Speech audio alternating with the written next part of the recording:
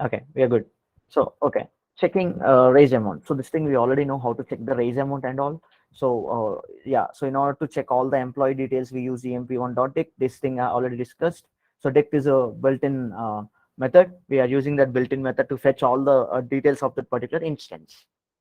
Clear? And if you are using class name dot dict, so it explains all the functionalities present inside the class, right? Like it explains about the instance variable, it explains about the class variable, it explains about the class methods. Okay, let us see. So now we have added a class method. So if I use employee dot dict, okay, if I added employee dot dict, we'll see whether the class method is added to our summary or not.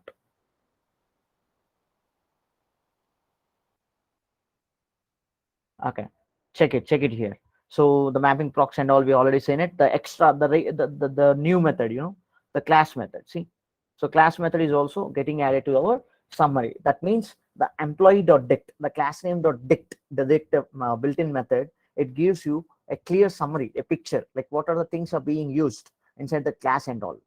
Okay, so whenever you get any confusion, like if there are more than 20 classes or something, so you need to have a clear understanding which is a class method and which is a method and all. Na? At the time, na, go for this, like check it out and understand how the class is working. And yeah, so that's how you can get a overview of that entire class. Are we clear? Yeah, I guess we are clear. So we'll go with, yeah, so now the next topic what we are going to discuss is inheritance. Okay, so the transfer, okay, I'm going to take this class a little bit fast. Okay, because we have to finish the everything, right? So I'll make sure we I mean I'm taking this class a little bit fast. Okay, so try to catch up. If not, the video will be uploaded in the YouTube, right? At the time you can see it. Okay, so inheritance, so the transfer of the characteristics of a class to other classes that are derived from it. Okay, so how we are going to define it, let us see.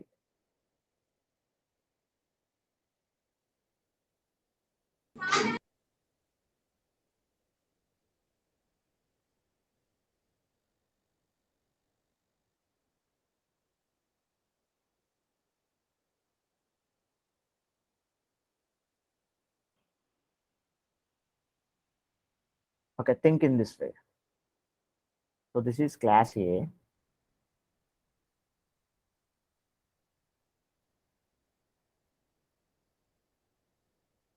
This is class A. Okay, and inside the class A you have name, phone, salary. Yeah, so you have these values inside the class here. Okay, think this as a parent class. Think this as a parent class. So we have a parent class now available. I mean, this is the first class which we have created. Okay, so the inheritance, so we can transfer the characteristics from one class to other class. One class to other class. That means you can transfer the methods or the attributes, I mean, or the data members which we are talking about from one class to other class. So here we have taken an example of the data members itself, and you can transfer the characteristics of anything. But here we are transferring the data members from one class to other class. Okay, not exactly data members. You can call them as instance variables or something like something we need to store. Like yeah, right. So from class A to class B, suppose if I'm sending it. So there's a class here. So this is a child class. Child child class. Okay, the child class, and I'll declare this as class B. So I'll transfer the characteristics. Very simple.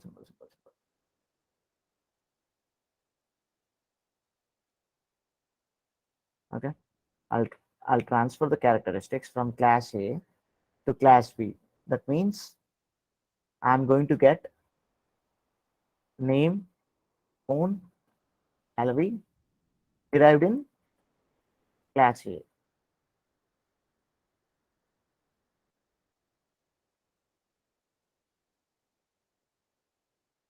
So derived in class A.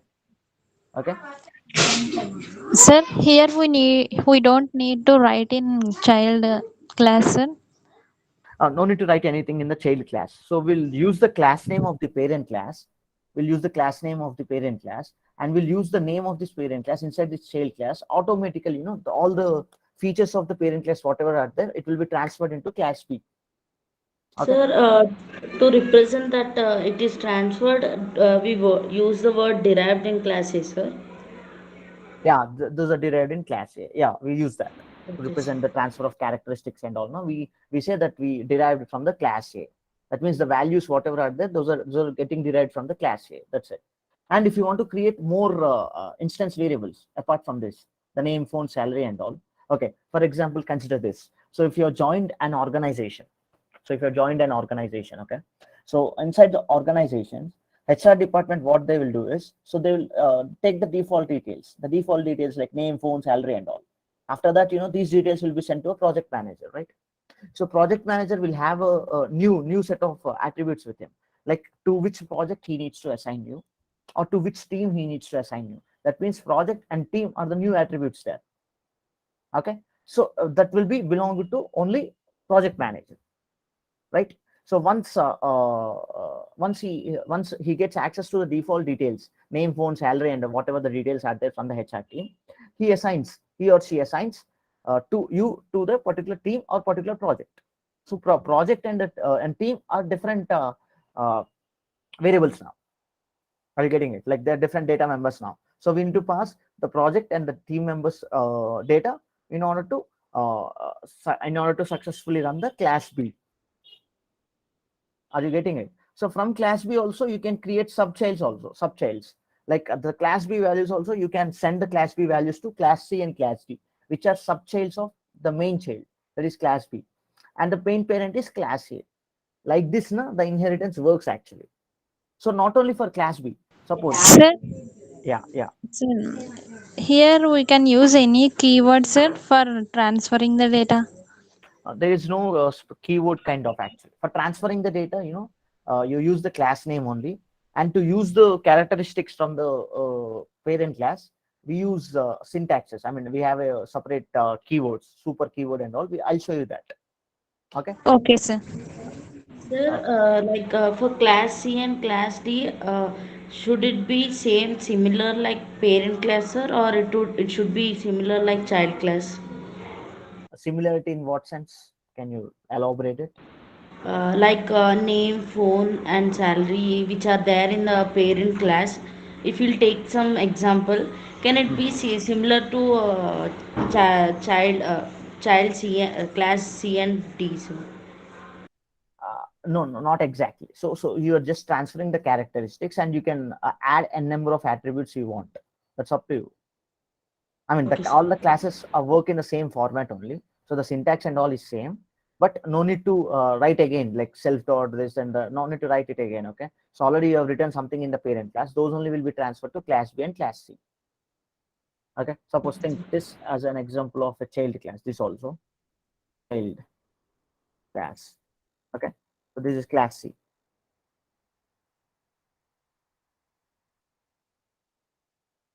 class C, and same thing. So these things will be derived into class C, and extra things whatever you want to add, you can add the things down to the derived part of class A. Anything you want, like if you want to add extra instance variables, or if you want to add extra methods, anything you can add. So that means there is no effect. So if you're creating new methods inside class B and class C, that has no effect on the parent class, remember. So how much characteristics you are deriving from class A, so those only will have effect on each and every classes. So if there is no link between the classes, then that means that has no effect on any class. Okay. Okay, sir. Yeah, good. So we'll look into a practical example so that you will have a clear understanding about inheritance. Okay, inheritance, the transfer of the characteristics of a class to other class that are derived from it. See, the same thing that I have explained you. So we can inherit attributes and methods from a parent class. See, So we can inherit attributes in the sense like the parameters what I've shown you, that name, everything, and methods from a parent class. The methods in the sense like the set raise amount or the class method or any regular methods, anything. No, you can inherit the attributes and methods from a parent class. So we can add a new functionality without affecting the parent class. That's what I told you, right? Like you can add new attributes to the class, I mean to the child class, and you can add new methods also to the child class that doesn't show any effect on the parent class. Okay, parent class works only till where the characteristics are derived from the derived, I mean the derived to that, the how many characteristics you are deriving from the parent class, it shows that effect only. Apart from that, it doesn't have any effect on anything. Okay, overview. Okay, so till now we have used a class which creates an employee. Yeah, that's right. Right, so we have created an employee. But what happens if you have job roles, job designations, right? Like developer, tester, data scientist, business analyst, we have so many other classes. So for each and every job designation, these are the default values, right? So for a developer also, you need to have the first name, last name, salary, and phone number, and the email. For tester also same thing. For business also, business analyst also same thing. What varies is the project name or something, the extra ones. So now we'll not concentrate on the extra attributes, but first we'll try to understand for a developer or for a tester or for a business analyst, we will try to transfer the characteristics from class A. That is a parent class. Okay, so let us do that. So in order to in order to perform this inheritance process and all, this is the syntax: class, new class name, followed by parent class. Parent class is the class from where, sorry, the class from where you want to transfer the characteristics. Okay, okay, we'll try to use this. Okay, okay, we'll remove this everything. I'm not going to use any instances now. Okay, so I'll restart my kernel. Okay, and your homework is, guys, like complete all these, in the Jupyter notebook you have completed all the functionalities on the top menu bar, right? So in Spider also check like what are console, what are projects, what are tools, what are view, what is help, and complete these all. Okay, I mean, you can directly check. It's very easy only. You can check one by one so that you'll have a clear understanding about the IDE. Okay. Sir, PPT you have not sent it, sir. Okay. I'll send all the PPTs today. Okay. So yesterday I was a little busy, so I might have forgotten. Okay. Yeah. So the class employee. So I have executed the class employee without any error now. Yeah. So now what I'll do is I'll create a new class. This is my child class. Suppose developer. Okay. Developer, right? So here what I'm going to do is I have created a new class. I have created a new class, it's fine. I'm doing a pass method. So pass method does nothing because we doesn't have any logic inside it. It just allows the class to run without any errors. It passes down the class directly from the runtime. Okay. So class developer, I'll use employee. I'm using employee here. Employee. So employee is the class name of my parent class. Okay. Now I'll execute this developer. I've executed the developer, right? So now I'll create, oh yeah, mute it. Someone has unmuted the mic, I guess, mute it, yeah. So now I'll create an instance for the class developer, and I'll transfer the characteristics from employee to developer, and I'll use those characteristics, and I'll create the instance of the class developer. Let us see how that is going to happen. I'll use developer. I've used it. Okay, and now I'll type my name. Okay, and followed by what else, phone, yeah, 1 2 3 4 5 6 7 8 9 10, yeah, and then followed by salary. Okay, yeah. So now if I execute this, okay, raise amount,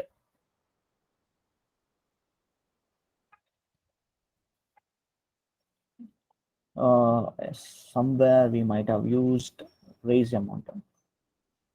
Let me search.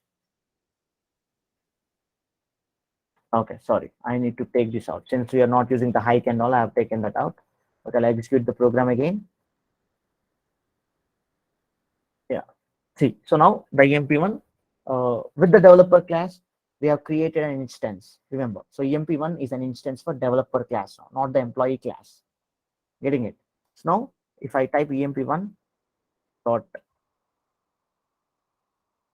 first name,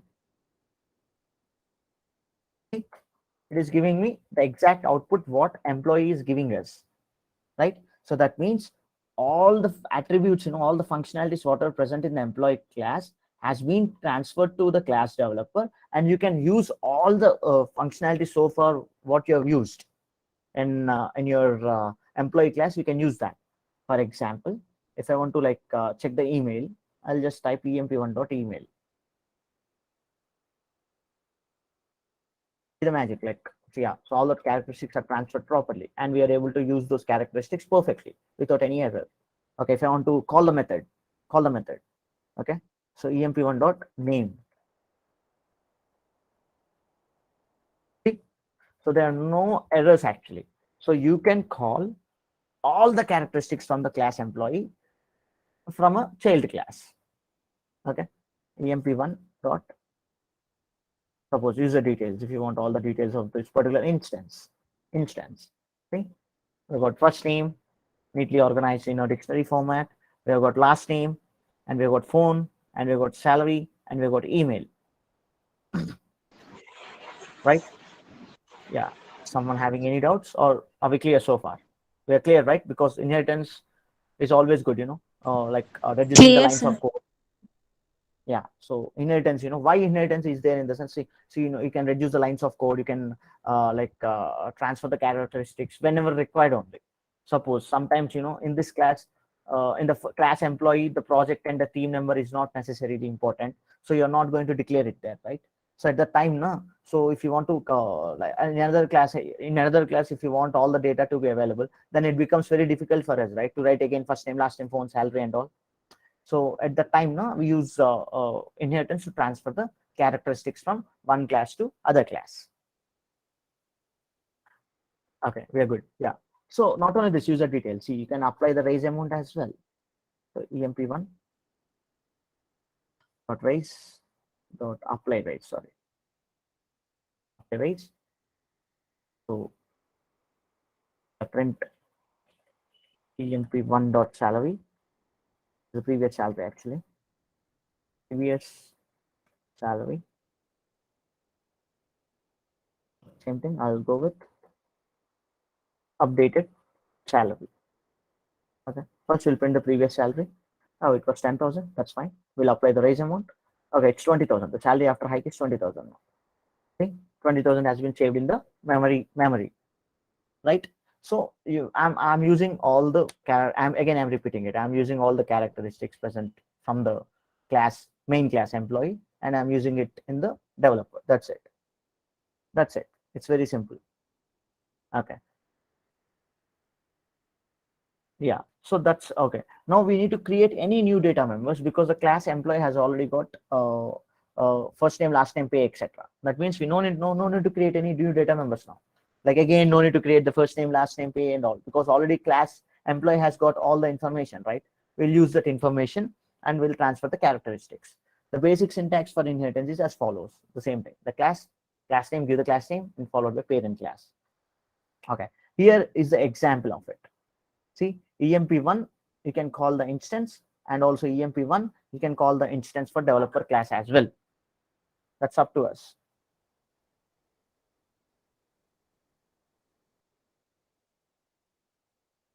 Okay, inheritance. So we can access all the attributes and members of the parent class. Yeah, that's what I've showed you.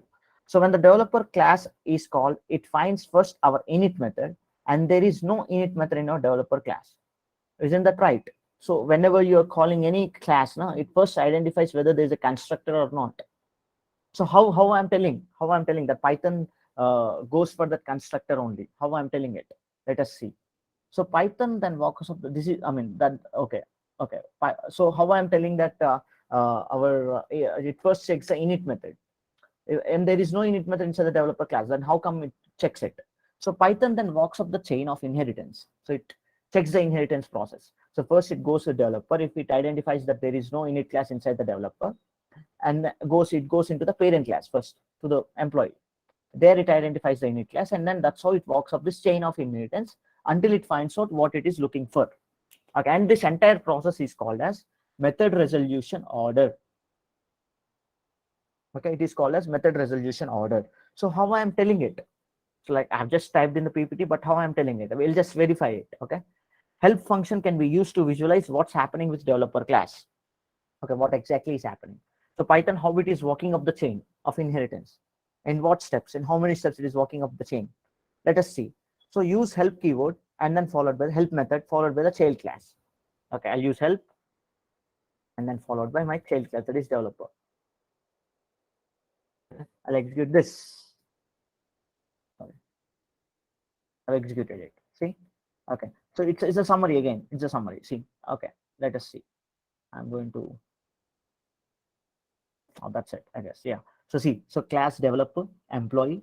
So developer has got first name, last name, phone, and salary. See, we have used only employee here. So in the employee, whatever the values, first name, last name, phone, and salary are there, it gets automatically concatenated with the developer here. And method resolution order. So first it identifies the init method is present inside the developer or not. First it goes with the developer. And if it is not able to identify the developer init method, it goes into employee class. And after the employee class is done and there is no init method and all, it goes into built-in functions. That means if you're not giving any init method inside the classes, now automatically a default init method will be created in the backend, which we don't know. Okay, so that's how it walks through the chain. The Python walks through the chain, and this entire chain is called as method resolution order. Clear? And yeah, so methods inherited from employee. Clearly see, init method is inherited from employee, and also apply raise. So here is apply raise and name and self user details. These everything are like inherited from the class employee.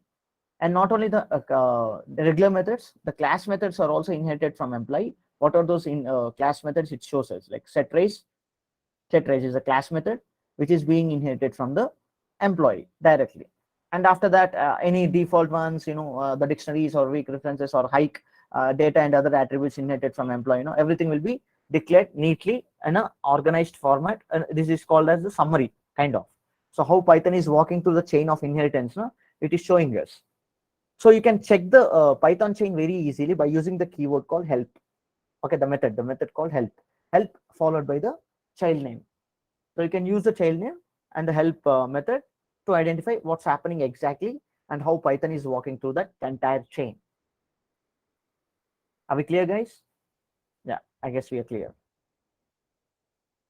Yeah, I told it very fast. You just look into the help method and all. Okay. So now check the raise amount for an employee with the developer class. Okay, we'll check the raise amount. That means the hike. So with the developer class, we can check, right? So the syntax to check it, developer dot the name of emp1. The object is not callable. One dot raise dot hike. If not, we'll use directly emp1 dot hike. Yeah, see, so you can call, so instant, the emp1 is an instance for the developer class, right? So from the developer class also you can like access the variables or the attributes from the parent class. That's fine. As we can see, there is no effect on either the parent class or the child class. Sometimes we want to initiate our subclasses with more information than our parent class, right?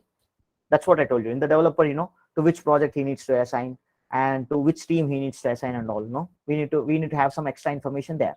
So the employee class has got only first, last, and pay attributes. Yeah, first name, last name, salary, and phone number attributes. But if we want to create more attributes for our developer class, we use init method for developer class too. So we are going to use init method now. Like if you want to add like more data members, so add an extra data member in the developer init method. How to do it? Okay, now we don't want to include all the attributes same as employee. For that, we use superclass. Yeah, see. So first we'll start with the developer. Employee is done, and if I want to initialize it, I'll use init keyword. Okay, so let's go to my developer. Now I'll take out the pass statement and all. I'll take the pass. use def init, and then we use self. Simply type all the attributes, whatever you require for that class. I'll copy these, and then project, and then followed by team. Okay, now we have attributes present in our data, and all the attributes, first name, last name, phone, and salary, will be inherited from the class employee. So how to inherit them? Okay, in order to inherit, we use a keyword, I mean a super keyword. I told you, like super dot init first last pay. I'll copy this. So you use the super keyword. Okay, so I'll use the first name, last name, phone, salary. Okay, super keyword, what it does is it identifies the parent class, this parent class employee, which we have given here, and it inherits all these self dot first name, last name, phone number, and salary, everything from the parent class. And after this, if you want to give a new data members, you can type self dot project equal to project, and then followed by self dot team equals to team. See? Yeah, we're good. Okay, so now what I will do is I'll execute the entire program. Very good. And if I want to type emp1, I mean I want an instance for, okay, we'll use first employee, we'll use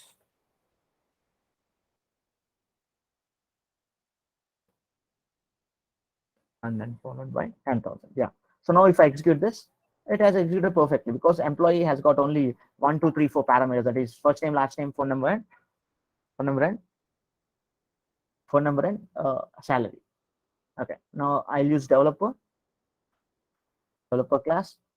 Okay, so now I'll just use the first name, last name, and everything perfectly. And now I'll create a project name as well. Project name is project A, and theme is theme A. Okay, now if I execute this, see, it has executed without any error. Okay, so now if I emp1 dot, okay, we'll create separate instances, emp2 for employee, emp1 for developer. Okay, so emp1 dot project, if I do it, project A. In the same way, if you want emp2 dot project, so this belongs to parent class, which will not work because parent class doesn't have this attribute in it. Okay, so emp2 dot first name, last name, salary, whatever you have, you can use it and do it. Okay, yeah, and not only super keyword, you can use directly the class name and the init method. And for that, at the time you need to use self. Actually, if you're not going to use self, it will not work. If you're using super, self is not required. If you are using the class name and the init method, then you need to use self. You can use this method or this process, anything to call the what do we characteristics. You just give it a try. Okay, you just give it a try. Okay, I shared the PPT, you can give it a try. Okay guys, I hope everything is clear, right? Sir, Yeah, 1 minute, 1 minute. Let's close this.